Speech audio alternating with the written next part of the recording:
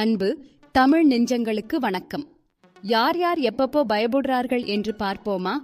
காலையில் உரிய நேரத்தில் நீங்கள் காலை உணவு சாப்பிடாத போது வயிறு பயப்படுகிறது.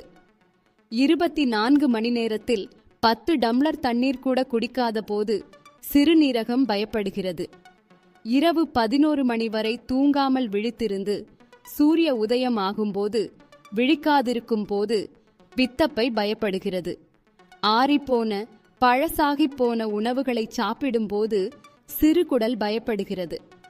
நிறைய வறுத்த மற்றும் காரமான உணவுகளை சாப்பிடும்போது பெருங்குடல் பயப்படுகிறது. சிகரெட் மற்றும் பீடி போன்ற புகை, அழுக்கு மற்றும் மாசடைந்த சுற்றுச்சூழல் காற்றை நீங்கள் சுவாசிக்கும் போது நுரையீரல்கள் பயப்படுகின்றன. அதிகப்படியான வறுத்த உணவு, ஜங்க், துரித உணவுகளை உண்ணும் போது கல்லீரல் பயப்படுகிறது. அதிக உப்பு மற்றும் அதிக கொலஸ்ட்ரால் நிறைந்த உணவை சாப்பிடும் போது இதயம் பயப்படுகிறது.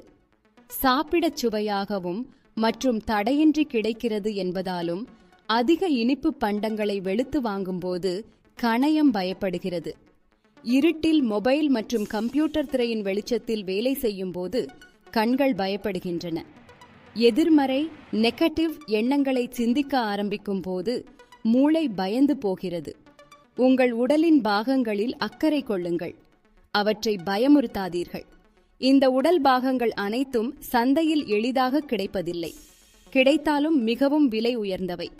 அநேகமாக உங்கள் உடலும் ஏற்றுக்கொள்ளாது. எனவே உங்கள் உடல் பாகங்களை ஆரோக்கியமாக வைத்துக் கொள்ளுங்கள். மீண்டும் ஒரு நல்ல பதிவுடன் காண்போம்.